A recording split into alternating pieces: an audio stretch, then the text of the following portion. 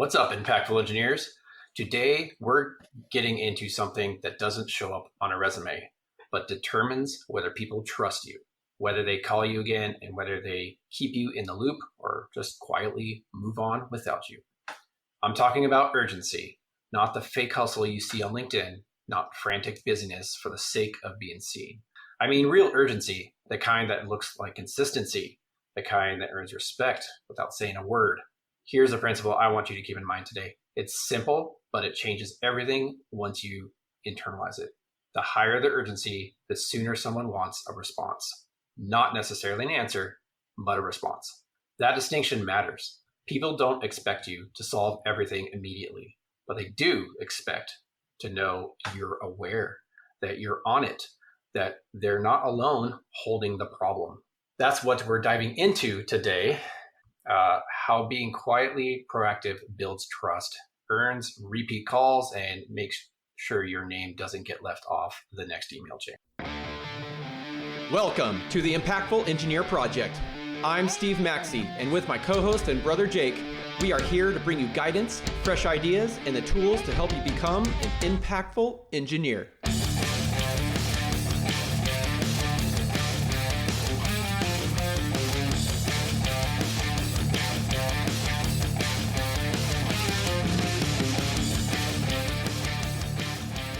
Welcome to the Impactful Engineer. Our mission is to help you grow your engineering career and inspire you to pursue your full potential as not only an engineering professional, but as a member of your greater community.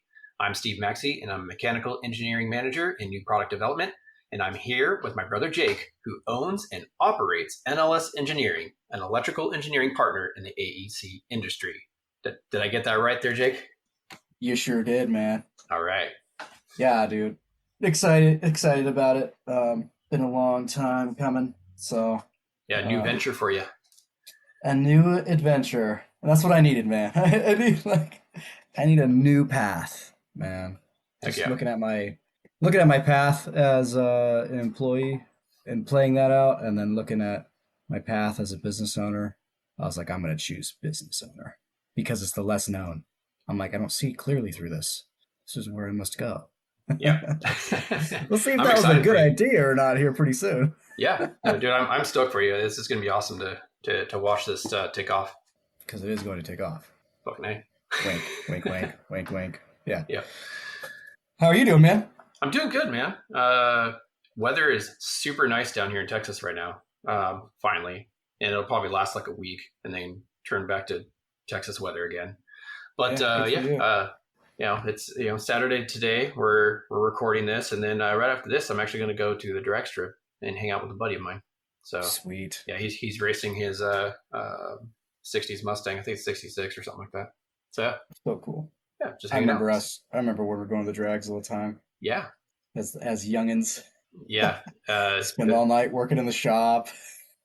Yep. And then just go out and race. Man, that was fun. I just remember the one time I wasn't very good with the clutch and burned my clutch all the way down the drag strip, and then we had to completely. Yeah, I remember we dropped the transmission and we like literally pulled out this ball of like wool stuff from the composite of the clutch. Yeah, because the clutch was and no one could tell you, like, because you were doing your burnout in the beginning to get your tires warmed up and all that, and you thought you were spinning the tires, and it just was not. Oh boy, was I not.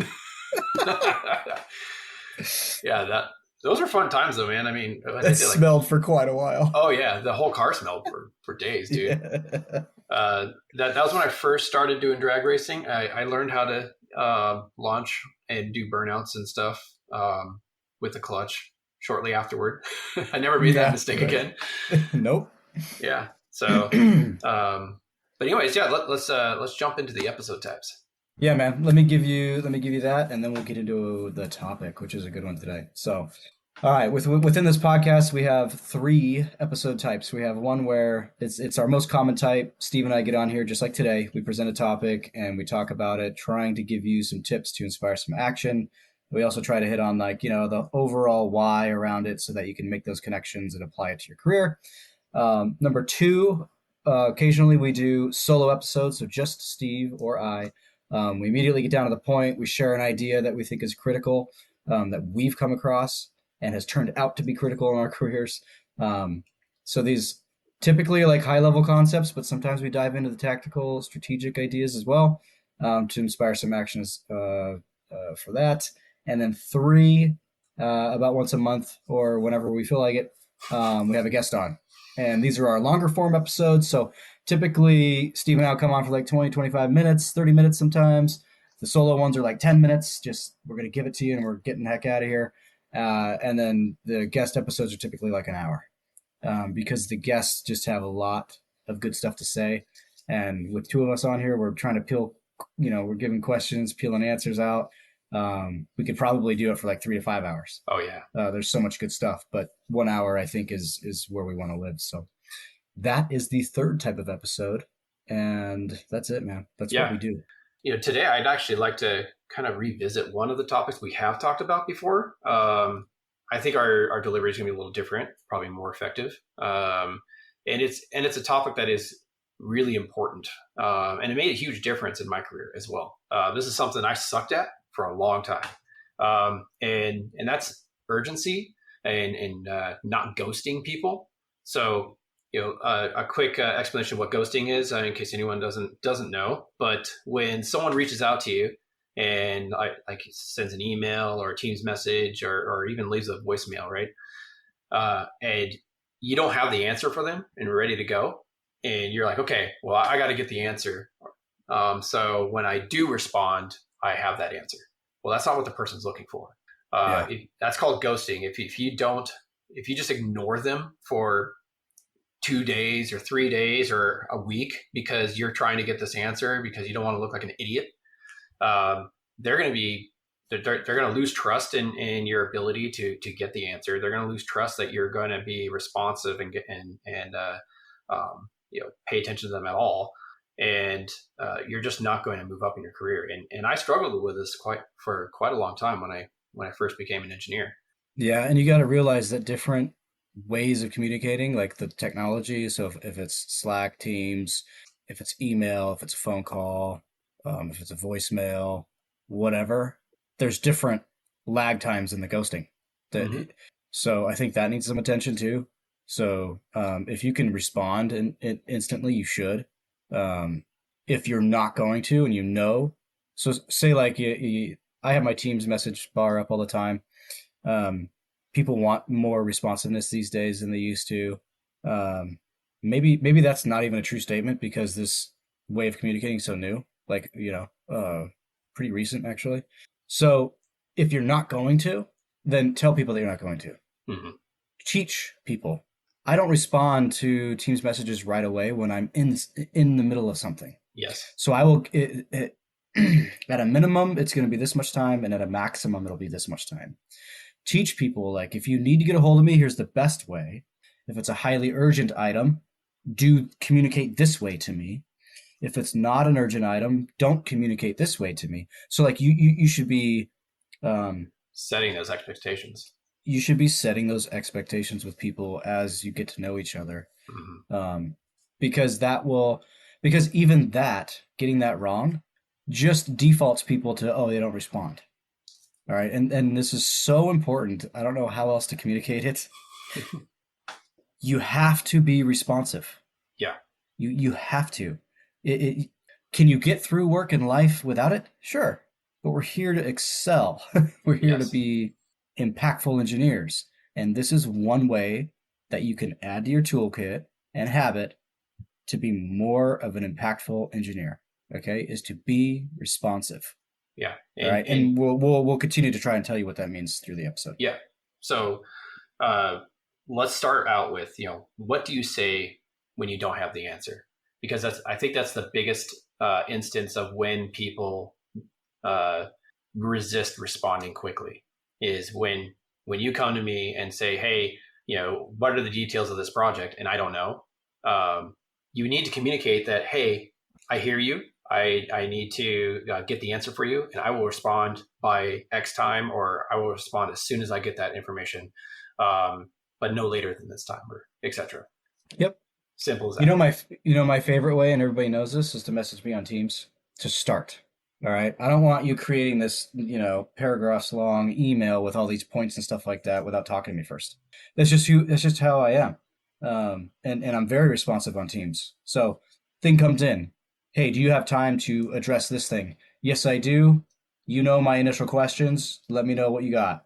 Okay, then they know what those are because I've talked to them about it. So they come back with the timeline, what the scope is, who the stakeholders are, who needs to know what the response is now and later, and who what the deliverable is going to be in the end. And they send it and they go, good to go. And then I have a chance to quickly ask some more questions.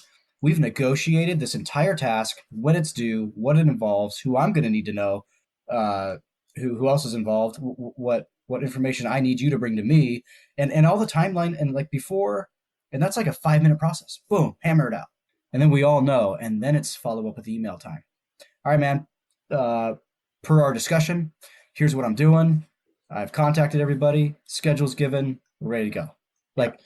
Like, or ghosting someone would look like they Teams me, and then I get back to them in 37 minutes, and then they're gone, and then they get they couldn't resolve it right away, so or negotiate it right away. So then they get back to me 42 minutes later, and then I'm on lunch or in the middle of something else, and I get back to them in 75 minutes, and then we've wasted collectively 3 to 4 hours not getting anything done trying to communicate with each other when we could have just hammered it out right there. And that's where urgency comes into play. Respond, get it done, put systems in place to where if someone needs to transfer to you a task, they can do it quickly, right? Or there's another part of it.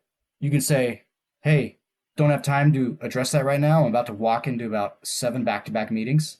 Put time on my calendar, have everything ready for tomorrow, block it out, I'll accept it, we'll meet up, we'll hammer it out then, and we'll get this done. But the first step is the Teams message. And then we fall back on a scheduled time to meet, right? And this is the order of priority that I've given to everybody, and everybody knows it. Mm-hmm. This is all wrapped up in that urgency column. Yeah, and if you are working on something for someone else, right, and like the moment that it's going to take longer than what you've already committed to, then you instantly need to give them an update and say, hey, I know I said I'd get this to you by 3:00. It's proven to be a little harder than I expected. I'll have it to you by 5. And they're going to go, great, thanks for the update. I look forward to talking to you at 5. And it's as simple as that. It's as simple as that. And most people, here's really the underlying message here. Most people appreciate the urgent responses and heads up simply because they have so much shit going on.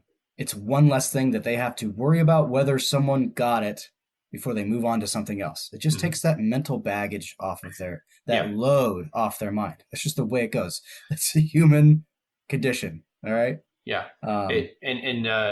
Also keep in mind, often when someone is asking you for some information, it's because someone else is asking them for that information. And so when you are building up that anxiety for them getting an answer and they're unsure, it's because they can't give their boss the answer. And so when you communicate, hey, I'll have this to you by 5, then now that person can go, hey, to my boss, I can have it to you by 5:05 or whatever it is, because there's always someone counting on someone else, and you need to make sure that you are helping them in their situation, and that's going to help you big time. Yep. Never assume, or I would say always assume that you're not the only two in the chain. Yes. Even if you are, you're still going to be highly responsive and provide them with great information. But I was going to say, like, it doesn't even matter about the result either. So you have one scenario where it's you said nothing and then just delivered the answer 2 days later versus you said something and then delivered the answer 2 days later at the same exact time. They're going to feel better about the second scenario, and they're going to trust you more because there will come a time where it's going to be very important that they have that early communication. And so you might as well make early communication your norm. A habit. Because a habit. Because if you don't make it a habit, one of those times where it really is going to matter, it's going to bite you in the ass. Just make it a habit. So that way you take that one time that could derail you off the table completely because you just always do it. Right? Yep. I guess the next, the next thing to hit is like, I mean, we kind of hit on like being be the person that responds quickest, right? I know we talk about focus and I know we talk about like breaking times out and stuff, but that's what we said earlier. You need to protect that time. People just need to know because magically, if you do tell them, they're not going to text you within the window you said you don't respond in. They're going to text you in the thing where you said you will Yeah. respond. So that's a complete, I don't want to, if you're thinking about that excuse, knock it off. Yeah, well, Just wipe let me that. give a good example of that. I had a situation recently where I was messaged to get some information as quickly as possible, and I was already committed to doing something else for like the next hour. And I responded, I was like, "Here's a quick answer to what I can answer at the moment, but I will follow up in about an hour and 15 minutes with more information via email, so you can forward it on to who you need to report to." And that was fine. There's no issue there There's even because some humor, yeah, probably. yeah, well, yeah, there was, but um, but it's important to protect the time that you are setting aside for other tasks and focus and the work that you're doing. And just you having that quick response and saying, "Hey, I will get back to you in an hour, and I will have you this information by an hour and a half or whatever it is." That's going to be leagues better than stopping what you're doing, getting them that answer, and then having to refocus back into whatever you're doing at the time. Absolutely. Another way this helps you is that it absolutely will help you become the go-to person, Mm-hmm. right? Whether Yeah. that can be a problem for some people. There might be some you say yes too much in there. There might, there's all these other categories of like, okay, well, once we're in that, you're the go-to person and get all the work.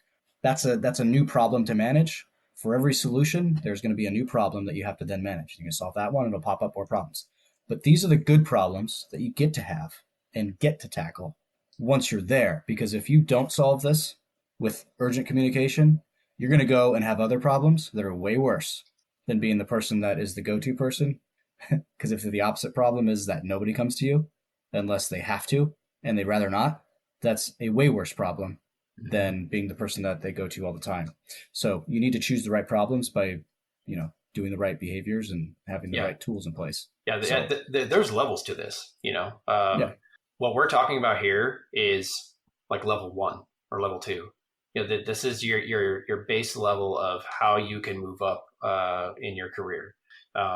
Anyone who lacks urgency, who lacks the ability to communicate effectively, they are going to not to be stagnant in their career. They're not going to move up at all. And in fact, if you lack urgency, you will go backwards in your career. You will be let go. You will be not given work at in your role, right? I mean, I've seen people who do not communicate effectively, who have no urgency, and the people who control the project flow don't want to give them a project because they don't trust them that they'll be able to accomplish the project in a timely manner and effectively. and nobody can say anything to the contrary. Mm-hmm. Like, put yourself in a position where this has happened for you. It's like, go to the DMV, right? Nobody gives a shit about you.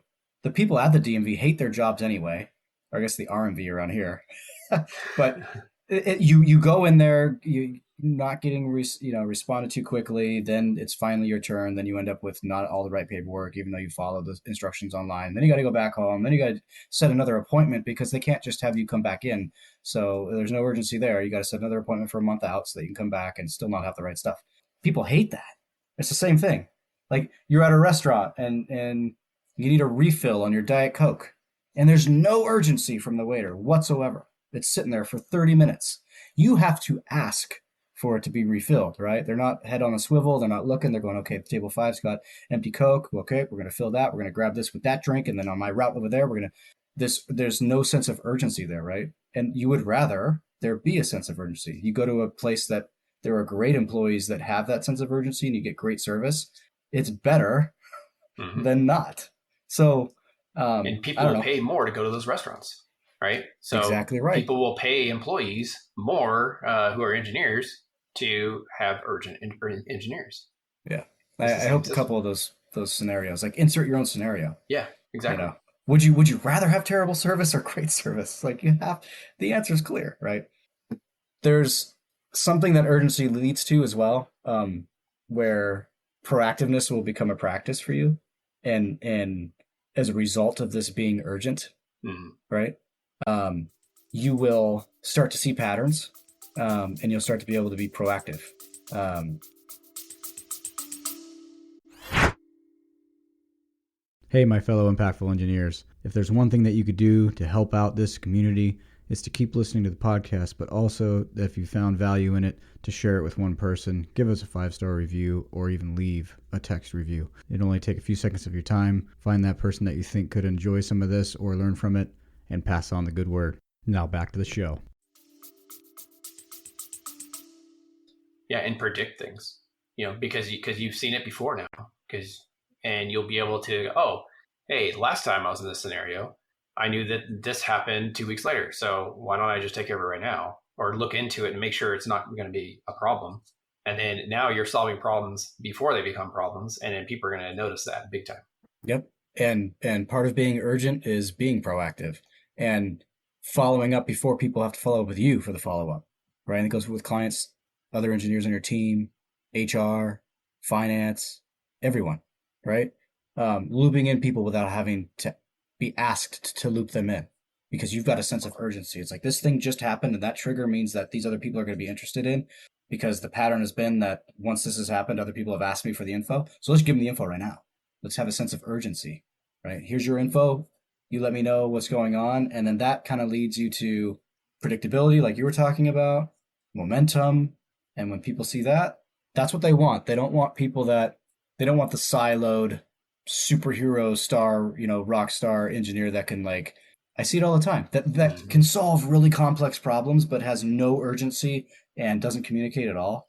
Yeah. I would rather have someone that has urgency and communication regularly than someone who can do it all but on their own schedule, is not urgent, and who cares what everybody else in the process does, thinks, needs information, doesn't need information.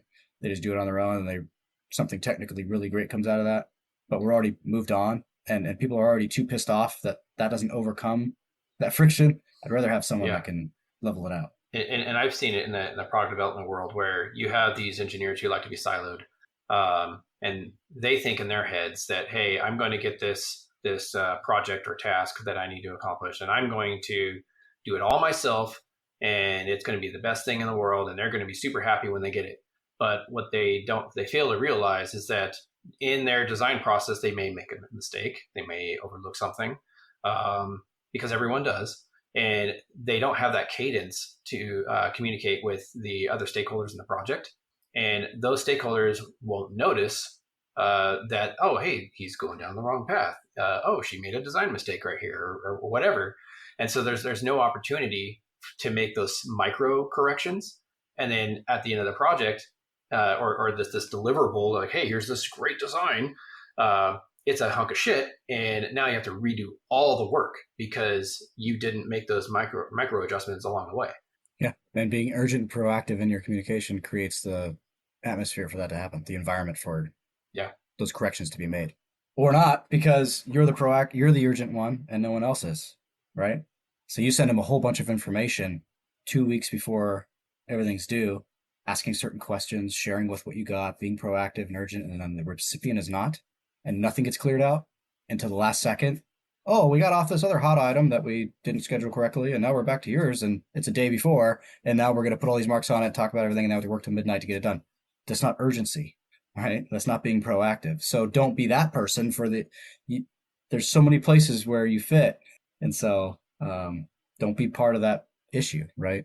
The last thing I think, Steve, is like, I think people interpret this as you just must be busy all the time and be texting all the time and just hustling and always look busy and I'm getting stuff done because I'm always being urgent and telling everybody about everything. It's like, whoa.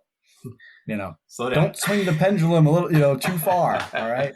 Yeah. This is where having the urgency in the right area for the right things, not all the things, for the right things. That's where that comes into play. But I can tell you, urgency is the stepping stone, and then you get to solve the problem of, I'm too urgent with everything, and I'm running around with no time for myself to get anything actually done. Well, a great problem to solve. Let's solve that one too. Yeah. I don't know what you have to say about that, but Not much. I mean, it's a really simple one, so I think you covered it pretty well, honestly.